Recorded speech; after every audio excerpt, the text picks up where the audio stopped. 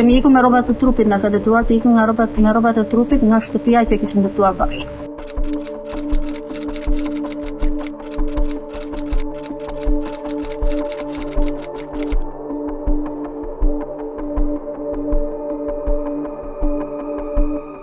Ka pat ditë të tëra që ne mund të kemi këtë gjumë, qoftë edhe pa ngrënë ushqim, ose të zgjenim ujë i çezme që ta pinim se s'kishim ujë për blerë.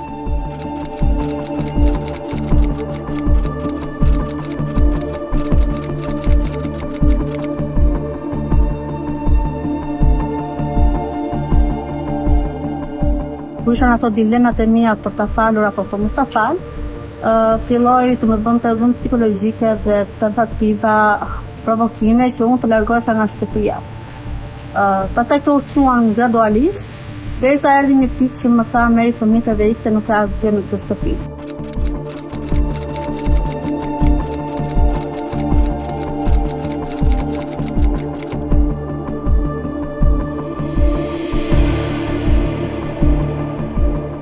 Kam bërë shumë gabim sepse më kthye mbrapsht shumë fish, edhe pse unë isha komplet në të drejtën time pa bërë asnjë gjë, më është bërë mua e njëjta gjë. Më thanë për zë nga shtëpia, mori një urdhër mbrojtje pa drejt, bëri një kallëzim penal të rrem, edhe do ta kisha bërë më përpara.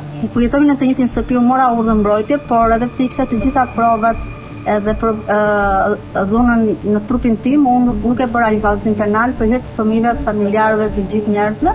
Dhe disa ditë më mbrapa bëri një incident të vogël dhe mori një urdhër mbrojtje ai dhe më bëri një kallëzim penal të rrem dhe mori urdhër mbrojtje dhe më largoi nga shtëpia me dhunë bashkë me fëmijët. Ç'është është? Tani çështja është për seanca e parë pas shumë betejë ligjore, ndërrim gjyqtarësh, prokurorësh, nga ana e tyre ndoshta kanë insistuar që të ndrohesh në ta gjyqtar. Kemi bërë vetëm një çështje, ku ai ka pranuar gjykimin e shkurtuar. Pra, u gjen pajtor për kallëzim, kishte sajuar.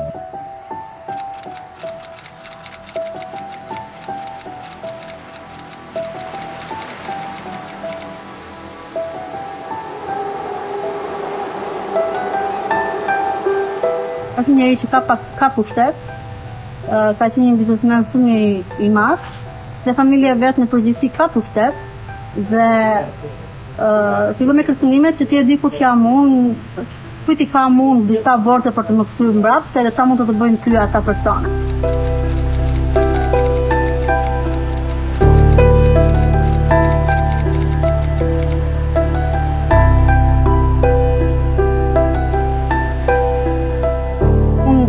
Nga kjo martesë dhe nga kjo bashkëjetesë 17 vjeçare nuk ka marrë asnjë gjë dhe jam përpjekur që të paktën të siguroj qetësinë e fëmijëve dhe qetësinë time në atë gjendje që isha.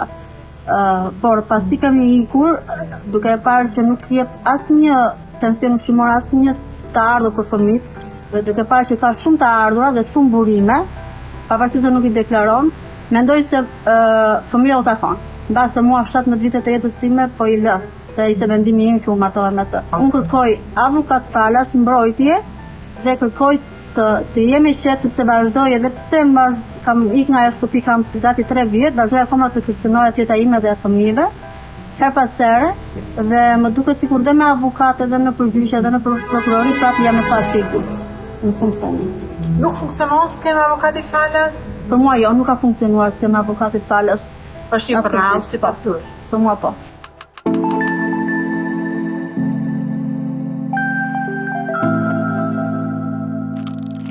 Mirë se erdhët në podcastin RFE. Sot do të flasim për çështjen e grave të dhunuara, sa herë ato mendojnë se nuk kanë mundësi financiare apo nuk kanë kohë ose janë larg qendrave tek të cilat mund të kërkojnë ndihmë, qoftë ajo një avokat, një psikolog apo edhe mbështetje juridike për të drejtën e pronësisë. Sot jam me zonjën Teuta Hoxha, avokate e njohur, profesoresh dhe ish-gjyqtare, me të cilën ne do të ndajmë disa këndvështrime të këtyre problemeve. Iniciativa juaj për të rrëfyer dhe për të trajtuar tema kaq të ndjeshme të shoqërisë tonë është vërtet për të vlerësuar. Çdo femër që ngrihet për veten e saj ngrihet për gjithë të tjerët. do thoshte Maya Angelou. Kështu që unë do të vlerësoj çdo iniciativë të çdo gruaje që flet jo vetëm për veten, por edhe për të tjerët. Vazhdimisht gratë apo edhe vajzat e reja në bisedat e ndryshme që kam mbajtur me to edhe në reportazhet të ndryshme që kam trajtuar në edicionin e lajmeve më ankohen dhe ngren shqetësime mbi procedurat gjyqësore, qofshin ato jo vetëm në rastet e dhunës, por edhe të konflikteve me partnerin apo ish partnerin për fëmijët, për mbështetje financiare për rritjen dhe kujdesin për fëmijët e tyre. Dhe e paragjykojnë të gjithë të proces duke u shprehur se kushton të kërkosh një avokat, se nuk kanë kohë, se janë larg qendrave tek të cilat mund të kërkojnë ndihmë. Çfarë do të sugjeroni ju dhe si shikoni ju të gjithë të panoram? A është vërtet kaq e zymë sa rrëfejnë gratë? Çdo situatë që në cilën një familje futet në krizë, pa diskutim që shoqërohet me shumë kriza të tjera më të vogla. Një grua që është nën dhe familjare zakonisht në shumicën e rasteve ndeshet vërtet në këtë vështirësi. Por unë do të thoja që çdo betejë duhet fillojë nga një veprim. Të mos ngurrojnë duke ndërmarrë hapin për të drejtuar gjykatës, me apo pa avokat. Natyrisht që nëpërmjet një avokati situata është më komode. Avokati do di ti ndërgjegjësoj ato për veprimet dhe hapa që duhet të ndiqen. Por natyrisht edhe në gjykata është tetë e vëmendshme për rastet e dhunës në familje dhe i referon këto raste tek qendrat e posaçme të ngritura për asistencën e këtyre grave. Megjithatë, është e vërtetë që një grua e dhunuar ka nevojë, do të thoja, për 3 lloj mbrojtje. Së pari për sigurinë e saj fizike urgjente, asaj dhe të familjes, së dyti për mbështetjen financiare imediate, dhe së treti për një mbështetje psikologjike. Të treja së bashku është sfiduese për të siguruar në të njëjtën kohë, por hap pas hapi ose secili njëri hap pas tjetrit do të mundsoj padyshim që ajo të ndërgjegjësohet për atë se çfarë po ndodh me jetën e vet.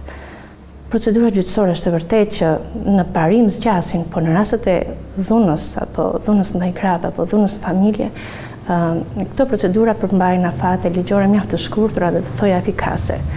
Ndaj i mbështes dhe i sugjeroj që të mos bien pre e idesë që procedura gjyqësore zgjasin apo kushtojnë, sepse asistenca ligjore për ta mund sigurohet falas dhe mjaft raste gjykatat i referojnë vetë këto gratë tek qendrat qytetare për që ofrojnë asistencë ligjore falas, i orientojnë tek organet përgjegjëse shtetërore tek Ministria e Drejtësisë për siguruar ndihmë ligjore falas, po ashtu edhe vetë gjykatat në rastet posaçme nxiten për të proceduar në shpejtësinë maksimale, do thoja, për të siguruar atyre mbrojtjen e përshtatshme.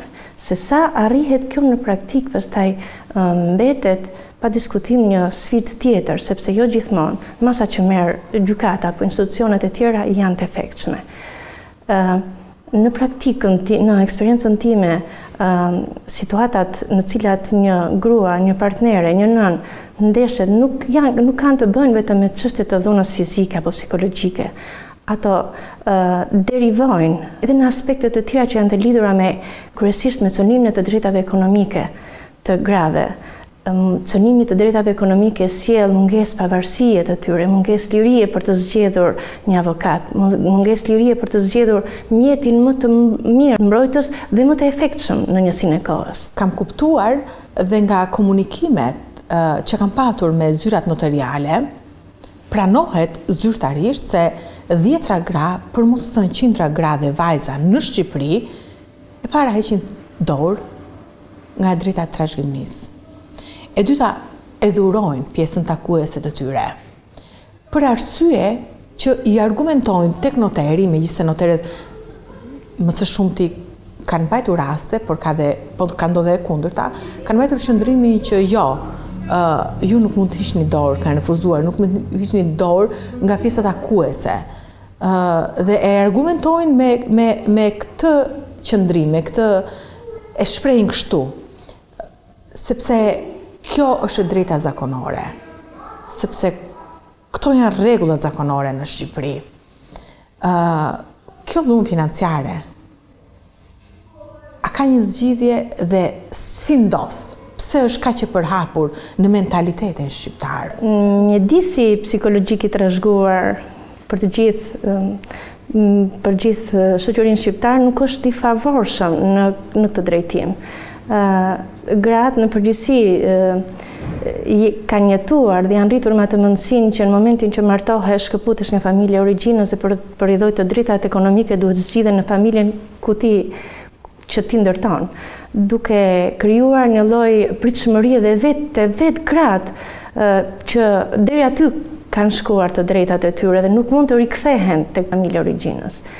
Madje kam patur një rast që një familje e cila ishte edhe persekutuar për ndjekur politik, për shkak të kësaj përndjekje kishte përfituar familja nga trajtimi financiar i prindërve të cilët ishin pushkatuar. Dhe me qenë se vajza gjithashtu e përndjekur politike ishte martuar më shumë të re, do thoja, vëllezërit dhe familja origjinës i kishin thënë që ty nuk të takon sepse ti tashmë je martuar, ke je në moshë të madhe, fëmijët e tu janë të rritur dhe nuk të takon nga kjo bonusi, nga ky trajtimi financiar i prindërve.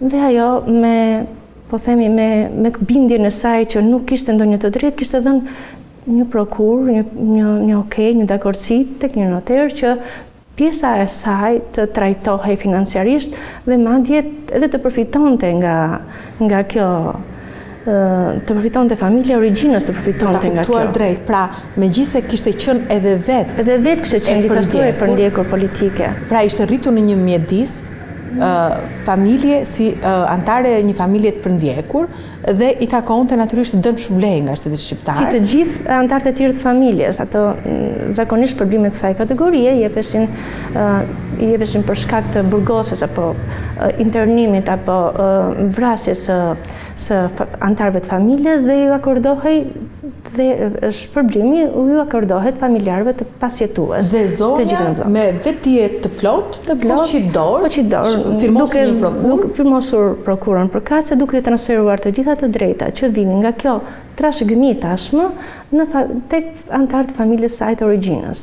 Fatkeqësia më e madhe nuk ishte vetëm kjo që dha këtë lloj, fatkeqësia më e madhe ishte që konsideronte si një veprim të drejtë kur fëmia dhe bashkëshorti i saj ju drejtuan me pyetjen që pse nuk kemi neve, pse nuk përfiton ti dhe përjedhoj neve nga ky fond i trajtimit financiar të babait tonë si ishi përndjekur politik.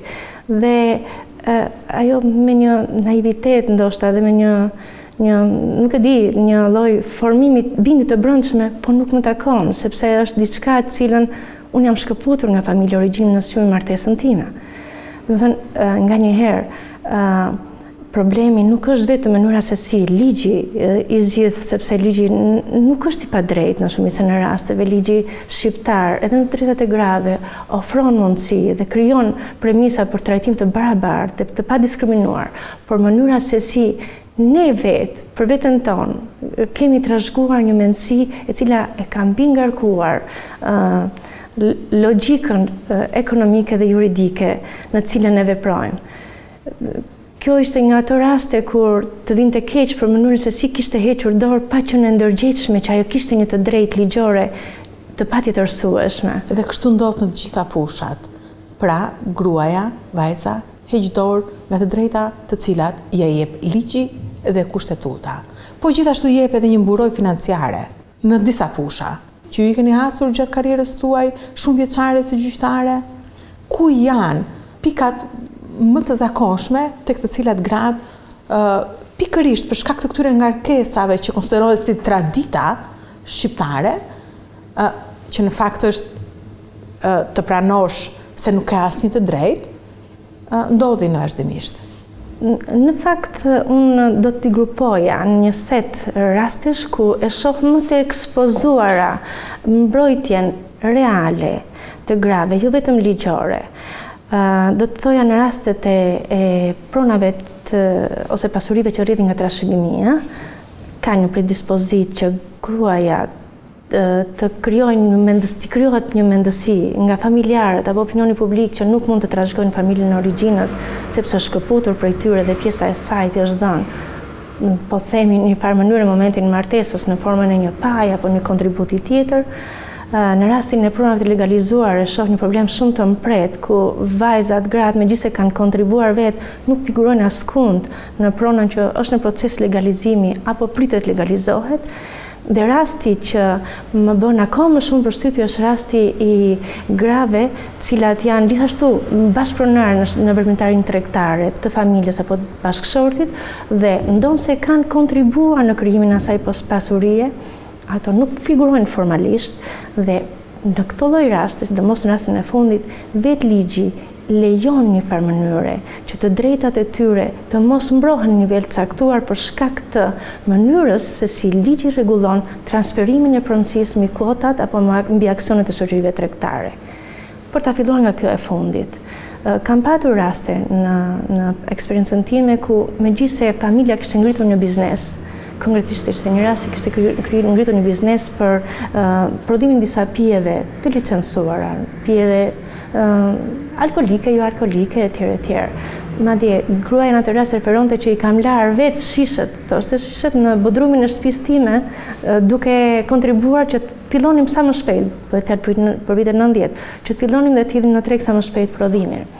Vjen një moment që familja futet në krizë dhe bashkëshorti kishte transferuar pjesën e tij të pasurisë, pjesën gjithë kuotat e shoqërisë tregtare në emër të nënës dhe më pas nga nëna kishin kaluar tek një person tjetër i rrethit familjar. Në momentin që fillon një krizë familjare, bashkëshortët, madje shpesh do thoja, synojnë që të derivojnë zotrimin e aksioneve tek familjarë të tjerë apo tek të tretët, ose arrin të zhvendosin kapitalet e shoqërisë, asetet e kompanive drejt personave të tretë duke zhveshur realisht kuotën apo pjesën e tyre në kapitalin e shoqërisë. Pra, duke një farë mënyrë duke lënë zotrimin e shoqërisë vetëm një cop dokumenti në letër, një dokument. Pse ndodh kjo? Ligji vetë në këtë rast lejon një transferim të kuotave të shoqërisë të kapitalit vetëm me shkresë të thjeshtë, pa që në detyrueshme as regjistrimi në zyrën e regjistrimit të kapitalit. Pra ka nevojë ligji për një ndërhyrje, sepse ka vakum. Kjo lloj mënyre ligjore e rregullimit natyrisht që krijon lehtësi dhe do thoya është një formë liberale e transferimit të kapitalit, por nga ana tjetër i ekspozon gratë cilat nuk merren në administrimin e përditshëm të shoqërive tregtare, duke ekspozuar të drejtat e tyre reale mbi pasurinë. Konkretisht, ligji lejon që transferimi i kuotave të bëhet vetëm një shkresë, jo me akt notarial, dhe nuk kërkohet as detyrimi për të regjistruar në qendrën kombëtare të biznesit. Çfarë do thotë kjo? Që bashkëshorti, zakonisht në emër të cilit janë të regjistruara këto kompani, ka gjithë lirinë për të bërë çdo lloj transaksioni që e vlerëson të arsyeshëm apo të nevojshëm për mbrojtjen e interesave tërësisht të tij personale, pa që nevojë t'i marrë pëlqimin, pa që nevojë t'ia komunikojë dhe pa dijenin e bashkëshortes. Dhe kur familja ekspozohet përballë divorcit dhe përjedhoi përpara ndarjes së pasurive, aty kuptohet që bashkëshortja nuk është më zotruese e kapitalit apo zotruese asaj kompanive. Dhe nuk ka asgjë. Dhe nuk ka asgjë. Dhe kjo në të vërtetë ndodh me sa kam kuptuar edhe në çështje divorcesh të tjera, pra jo kur bashkëshortët janë si përmarrës, biznesmen, aksioner, kompanish, por edhe kur janë pronar të një, le të themi, të një banese. Ka patur raste kur pronësia tjetërsohet, falet e kështu me radhë dhe proceset zgjasin me vite. Dhe më së shumë ti çiftet në gjykata gjatë divorceve, padive, përzitje martese, konfliktin më të madh e kanë vetëm në dy çështje. E para për fëmijët, dhe dyta për pronën. Rasti që i ekspozon më shumë është rasti që ka të bëjë pikërisht me zhveshjen e aseteve të kompanive të kapitalit, sepse për pasuritë e paluajtshme ligji kërkon detyrimisht që në rast transferimit të merret pëlqimi i bashkëshortit. Dhe kjo është përforcuar disi dhe me rregullat që janë vendosur në bazë të ligjit për notarinë që i cili kërkon në rast transferimit të merret edhe pëlqimi i partnerit. Sa herë divorcohen, më së shumti kryesisht nga zonat rurale, nuk marrin asgjë. E drejt. Problemi është më delikat, do thosha në rastet të pronave që janë në proces të legalizimit. Këto janë disa pasuri të cilat ende nuk janë formosuar dhe nuk janë lirisht në qarkullimin civil, që do të thotë që ata janë ndërtuar pa leje, janë ndërtuar në zona informale, janë në proces legalizimi. Aplikimi për legalizimin është në emër të kryefamiljarit, i cilin jo në pak raste është po themi, vjeri apo familjar të tjerë, madje as të vesh bashkëshortit. Shkojmë sërish tek veprimet me vedije të plotë që bën një grua, sa herë ndodhin procedura me bazë dokumentare. Në një rast që kam patur unë ishte e tillë bashkëshortët të rinj, të dy të rinj, të kishin me punën e tyre, kishin ndërtuar katin e parë të një ndërtese me idenë që të ndërtoheshin dhe katin më pasme. Me ndërtimin e katit të parë, ata tërheqin aty dhe prindrit e bashkëshortit, por më pas veç vendosën në emigracion. Nga emigracioni me remintancat e tyre arrin të ndërtojnë dhe katin e dytë, madje dhe katin e tretë të ndërtesës. Dhe në katin e tretë zhvendoset vllai i partnerit, vllai i bashkëshortit.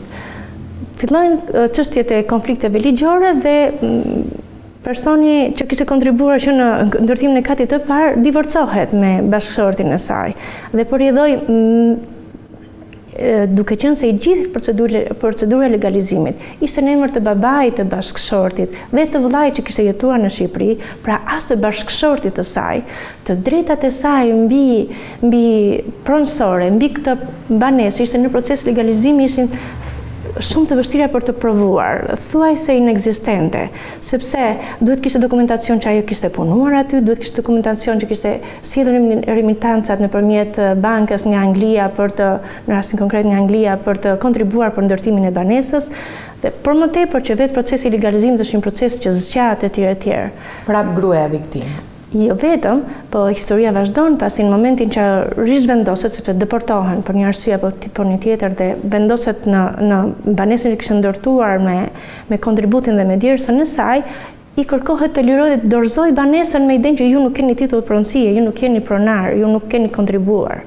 Pra ju jeni një huaj në shtëpinë tuaj. Dhe çështja zhvendoset në gjykat. Besoni edhe për gjykatën në këtë rast nuk janë as pak komode. Procesi i provuarit në këtë kategori është vërtet i vështirë për shkak të kalimit të një kohe kaq të gjatë dhe për shkak të informalitetit që në ndërtim, informalitetit edhe në punën që ishte bërë në krim pasi ishte punuar me punëtor të rastësishëm, me kontribute vullnetare apo familjare etj. Dhe njohja të drejtave të pronësisë të kësaj bashkëshorte në këtë godin tashmë të përfunduar etj. Pritet që të kalojnë një kalvar të tërë procesës gjyqësore.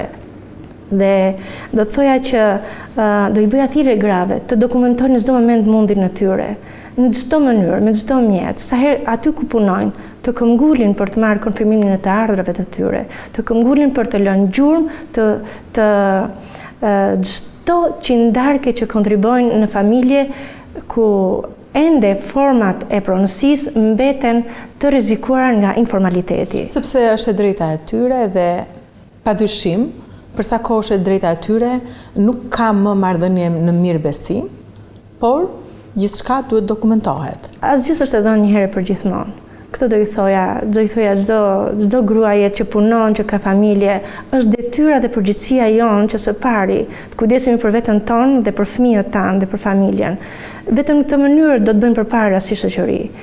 Kur e nisa këtë intervistë dhe këtë bisedë me ju mjaft interesante, qëndrova në sipërfaqe dhe po mendoja për gratë dhe zonjat dhe vajzat cilat nuk kanë mundësi financiare dhe sa herë gjenden në vështirësi, si t'i orientonin drejt shtigjeve për të patur ndihmën falas juridike, një avokat, i cili sipas tyre kushton, por me të gjithë panoramë që ju më përshkruat, më treguat se problematika në fakt është akoma më e theksuar dhe më e thellë se sa kaq, dhe pikërisht për shkak të pamundësisë financiare që gratë ndonjëherë e vetë shkaktojnë pa vetdije apo për shkak të asaj që quhet si tradit, i sjell në momente të caktuara, të vështira. Në udhëkyqe shumë të vështira, që duket sikur në fund të ditës apo në moment kulminant i la ato krejt vetëm.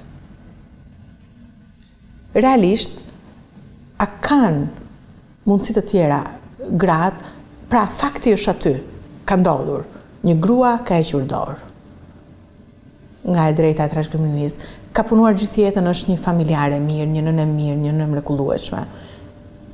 Qëndron aty në shtëpi, në një moment caktuar gjendet para dhunuesit, ka probleme të caktuara, gjendet para një divorci, martesa ka marrë fund, ajo s'ka asnjë mundësi financiare. Kjo është e vërteta. Po ndodh në zonat rurale për ditë, po ndodh edhe këtu në Tiranë, po ndodh edhe në qytete. Nuk kanë asnjë mundësi financiare. Hapi parë, cili është veprimi i parë që duhet bëjnë këto zonja? Në këtë moment së pari duhet të ruajnë qetësinë. Duhet të ruajnë qetësinë dhe të kuptojnë që ky është një moment që kërkon një angazhim, nuk kërkon askush nuk do të shkojë të shpëtojë. Angazhimin e kupton ndërmarrje veprimeve aktive dhe konkrete.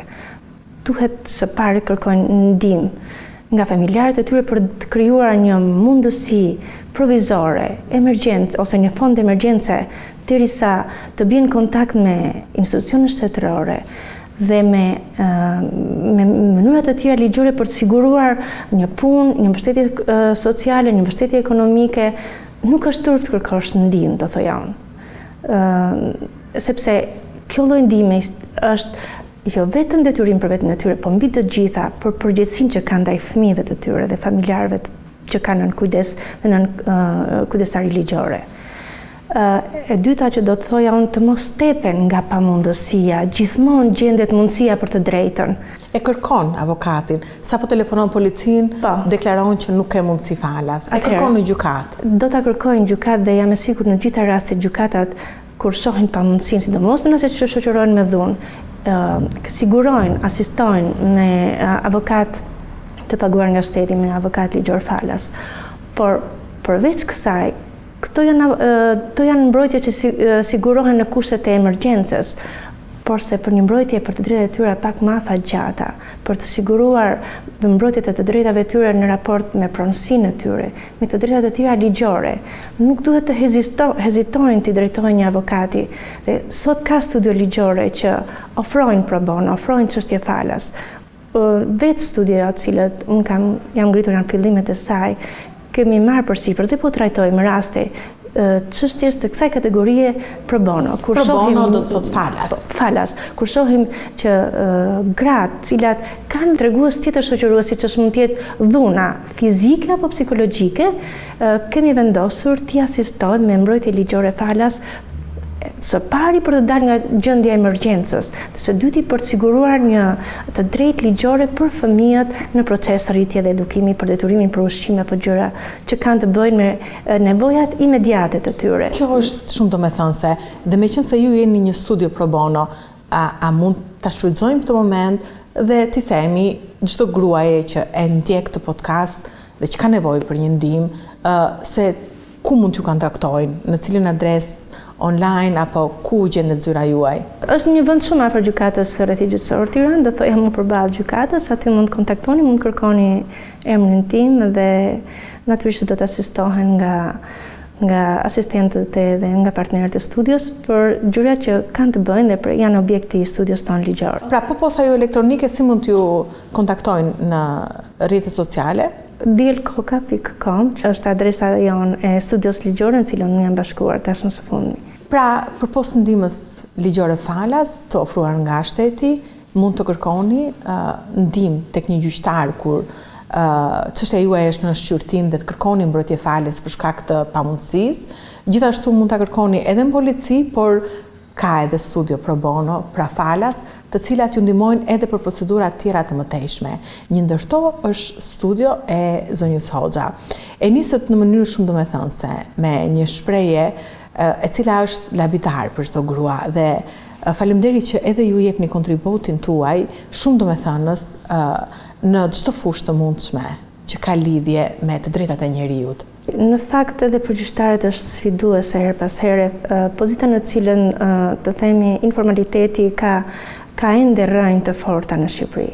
Jo më vonë se një rast para disa ditësh, gjyqtarja e familjes refuzoi të miratonte një marrëveshje midis bashkëshortëve nëpërmjet së cilës banesa familjare e cila ishte rënduar me kredi i lihej bashkëshortes me fëmijën për të jetuar me arsyetimin që është jashtë, me qenë se banesa nuk është regjistruar, është jashtë qarkullimit ligjor. Kjo duket sikur është një gjë që nuk afekton sigurinë e familjes, por në fakt e afekton një ndërtesë që është ndërtuar me leje ndërtimi. Nuk është jashtë qarkullimit ligjor, ajo nuk është ka ndryshim dhe nuk ka të tillë liri në qarkullim siç është një ndërtesë regjistruar, pa është ndërtuar në mënyrë të ligjshme, është fituar në mënyrë të ligjshme, ishte ngarkuar me kredi dhe aty fëmia dhe familja ndihej i lumtur. Do të thoja që është në përgjithësinë e gjyqtarëve të sotëm që edhe aty ku nuk ka një rrugë të qartë ligjore, të kërkojnë një rrugë, të kërkojnë një interpretim ligjor pajtues që të mundsoj grave dhe fëmijëve që si pjesë në cilën pjesë e shoqërisë së cilës i përket edukimit të ardhmes, të gjejnë një rrugë që të mundësoj trajtim jetesë të qetë dhe dinjitoze për fëmijën dhe për familjen. Është në këtë pikun do thoja që do t'i referohem një gjyqtari të famshëm që gjyqtari ka përgjegjësinë të gjejë përgjigjen e duhur, të drejtë dhe një zgjidhje të duhur dhe kjo në përpjekje për të përmbushur të drejtën e qytetarit për drejtësi në kushtet shoqërore të kohës në zhvillim të vazhdueshëm. Në këto rrethana vetë përmbajtja gjyqësore që dikur vlerësohej si një gjest fisnik i gjyqtarit së drejtës civile, në respektimin e ligjit nuk mund të shërbejë më si model. Nga ana tjetër, krijimi i standardeve të përshtatshme të zbatimit në kuadër të një ligji në veprim është bërë më shumë se kurrë shenja dalluese e vërtet e autonomisë dhe pavarësisë profesionale të gjyqtarëve. Ky është një mesazh sidomos për zbatuesit e ligjit dhe për njerëzit e drejtësisë, sepse në fund të ditës gratë dhe kushdo kur ka çështje të caktuara, qoftë për jetën, edhe për dinjitetin, po edhe për pronën, do të rokasë një ditë në derën e gjykatës. Është e pashmangshme që fjala e fundit ti përkasi drejtësisë së vërtetë, cila jepet në gjykatat, në forumet, aty ku ballafaqohen interesat dhe të drejtat dhe detyrimet e përgjegjësitë e qytetarëve. Do të thoja gjithashtu, do t'i rikthehem sërish asaj fjalës së parë që thash në fillim, që kur një grua ngrihet për veten e vet, ajo ngrihet për gjithë gratë e tjera. Çdo shoqëri zhvillohet në atë masë dhe në atë mënyrë sa të zhvilluar dhe të emancipuar i ka gratë e veta. Në takon të gjithëve, ata që janë në pozicion shtetëror, institucional, ata që ngrenë zërin nga shoqëria civile, ata që bëjnë çdo ditë një punë të zakonshme, qoftë mësuesi në shkollë, sidomos mësuesi në shkollë, qoftë personi që rrit apo kujdeset për fëmijët, qoftë ai që shërben apo kujdeset për të sëmurët, të ngrejmë zërin për çdo të drejtë, jo vetëm tonën personale, por të çdo gruaje që në mjedisin ton afektohet nga sjellje, veprime apo padrejtësi të çdo kategorie. Është në detyrimin ton civil dhe qytetar që të bashkohemi dhe të mbështesim çdo grua që ka nevojë për një zë, që ka nevojë për një ndihmë. Faleminderit, ishit shumë e drejtë për drejtë dhe nuk mund të shtoj asgjë tjetër.